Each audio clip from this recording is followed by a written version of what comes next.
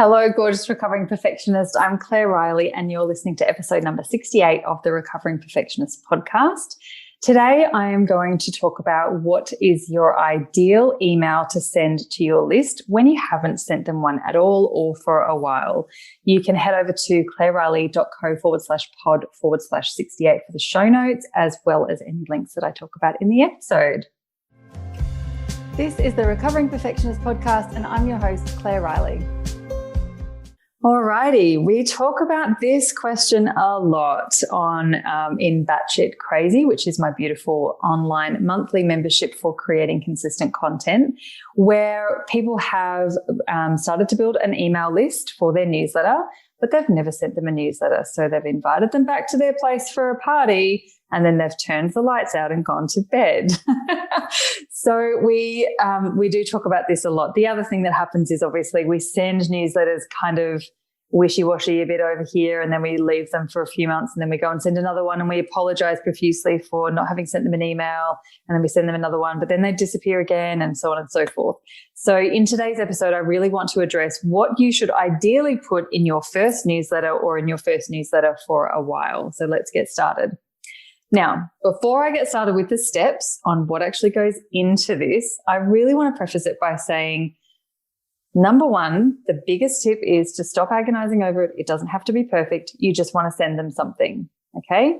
So this same thing goes when people say, what should my first blog be? Or what should my first podcast be? Because we hang so much weight and so much importance on the first one, where actually realistically, it's the one that's going to go to the bottom of the pile fastest, and it's going to be superseded and improved upon every time you do the next one. So every newsletter you send is probably going to be better than the last one. It certainly will be more purposeful and all of that sort of thing, and that is completely fine. So number one, don't agonize over how to make it the perfect one. We are talking business, the recovering perfectionist way now.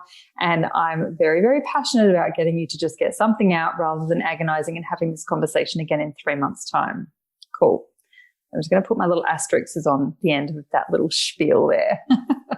All right. So when we get into the next part of the steps, that I suggest you get really clear on, which makes it a lot easier to get these things out, whether it's a newsletter or a blog, but today we're specifically talking about newsletters for your lovely list, is number one, to be really clear on the purpose. And this is the purpose for you as well as for the end reader. So jotting down, whether it's in a journal or having a chat with your biz bestie or whatever your process is, and just getting clear on like, why are we sending this newsletter? Because I don't want you to be sending a newsletter because someone on a podcast once told you have to send newsletters. There's no good energy around that sort of thing. And there is no good energy around doing anything in your business just because someone said it was the thing that you had to do, right? I want you to be really, really clear on what the purpose is. And there's a lot of different purposes, and it's different for every single person in their business. And that has knock-on effects to the content you're going to put in there, the frequency you're going to put out there, and what promises you're going to make to your audience when you do start sending out your newsletter. So some of the purposes for you might be that you want to practice your message. It might be that you want to nurture your clients or your audience and have them feel a certain way or have them with you on a certain journey or transformation that they're going through. For you, it might also be that you want to sell things, or you want to promote something different like a podcast or your blog, or you might want to grow traffic to your website, all of that sort of thing. So getting really clear on like, what is the whole point, rather than just, oh, this girl called Claire on a podcast said you've got to send newsletters. That's not good enough, right? It's a very, very quick way to get resentful and bored of doing newsletters. So I want you to get really clear on why it's important to you and to your business to do regular newsletters. The second part of that is getting clear on what is the purpose for them. So your end reader who are subscribing and who are hopefully opening and reading your newsletter, however often you send it, whether it's weekly, fortnightly, monthly, whatever. But what's the purpose for them? What do they want to get at? What do they like getting from you? Do they like to be inspired? Do they like to be educated? Do they like to be entertained? These are really, really important questions, right? So if you're doing it purely from an education perspective because that's what they want, then that will influence what content goes in there. If you know that they are doing it because they're entertained by you and they think you're fun and they like your energy, then you absolutely make sure that some of that flavor and personality goes into all of your newsletters. If they're doing it because they love the inspiration, then that will influence what sort of imagery perhaps that you use and the colors and the style and again, what sort of content goes in there. So what's the purpose of it for them, right? Be really, really clear on these things. So that's step number one, is to be clear on the purpose for you as well as for your reader.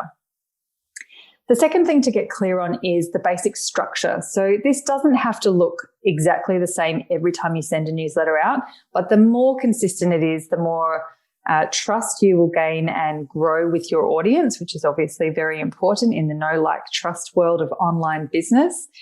If I can predict what you're going to do, I'm going to be more trusting. If it looks different every week and I'm kind of like, some weeks I'm getting this vibe and some weeks I'm getting that vibe, it starts to feel a bit like, oh, I'm not sure what I'm going to get next week, and you're more likely to have unsubscribes. So with a basic structure, this can look however you want. And I've seen really great newsletters that have structure with maybe 4 or 5 sections, some that don't have sections and it's much more of a personal thing.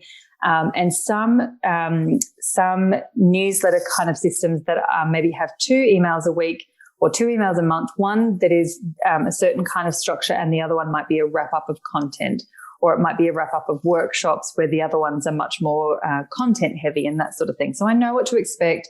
I know what's in each one of them.